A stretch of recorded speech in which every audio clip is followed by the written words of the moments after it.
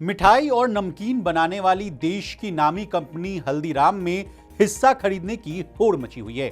एक के बाद एक नए खरीदार हजारों करोड़ रुपए की बोली लेकर सामने आ रहे हैं। हल्दीराम में हिस्सेदारी खरीदने की रेस में अब एक और नाम जुड़ गया है।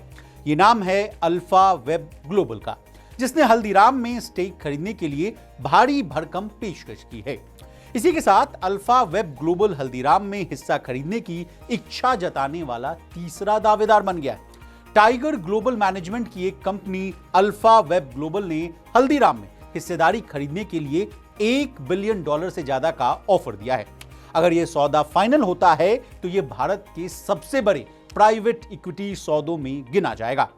ईटी की एक रिपोर्ट में यह जानकारी दी गई है। अमेरिका की investment manager alpha web global को पहले फॉल्कन एज के नाम से जाना जाता था। हल्दीराम में हिस्सेदारी खरीदने वालों की फहरिस्त में अल्फा वेब ग्लोबल तीसरा नाम। उससे पहले दो और बड़े इन्वेस्टर्स हल्दीराम में स्टेक खरीदने के लिए दिलचस्पी दिखा चुके हैं। हल्दीराम की 15 से 20% तक हिस्सेदारी खरीदने के लिए दोनों निवेशकों ने पिछले हफ्ते बोलियां दी थी। एक ऑफर ब्लैकस्टोन, सिंगापुर की जीआईसी और अबू धाबी इन्वेस्टमेंट अथॉरिटी तीनों ने मिलकर पेश किया था, जबकि दूसरा ऑफर टेमासेक और बेन कैपिटल ने मिलकर दिया।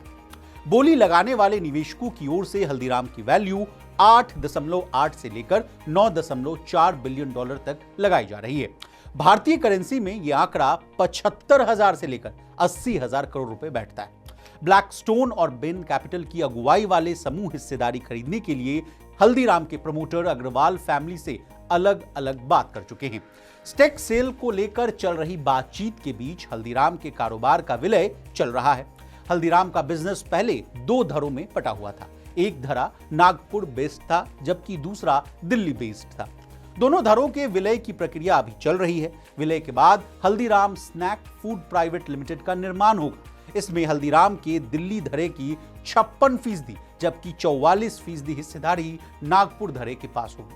भारतीय प्रतिस्पर्धा आयोग यानी सीसीआई की ओर से विलय को हरी झंडी भी मिल चुकी है। अभी एनसीएलटी से मंजूर विलय की प्रक्रिया पर काम चल रहा है। हल्दीराम के संस्थापक प्रमोटर्स कई विकल्पों पर विचार कर रहे हैं। पहले उनकी योजना 87 साल पुराने कारोबार में कंट्रोलिंग स्टेक बेचने की थी। हालांकि अब वे दिल्ली और नागपुर धरे के संयुक्त कारोबार में माइनॉरिटी स्टेक यानी छोटी हिस्सेदारी बेचने पर भी विचार कर रहे हैं। प्रमोटर अग्रवाल फैमिली की योजना वैल्यूएशन को $10 बिलियन के पार ले जाने की है। परिवार चाहता है कि $10 बिलियन से ऊपर की वैल्यू पर अभी आंशिक हिस्सेदारी की बिक्री की जाए और उसके बाद आईपीओ लाने की संभावनाओं पर काम किया जाए।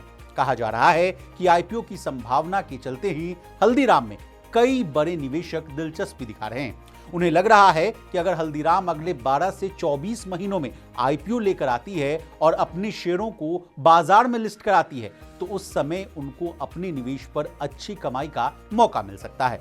फाइनेंशियल ईयर 2023-24 में हल्दीराम नागपुर और दिल्ली ने मिलकर 12,800 करोड़ रुपए का रेवेन्यू दर्ज किया था। वहीं एबिटा की बात की जाए तो एबिटा 2,580 करोड़ रुपए रहा था। शुद्ध लाभ यानी टैक्स के बाद मुनाफा तकरीबन 1,350 से लेकर 1,400 करोड़ रुपए का था।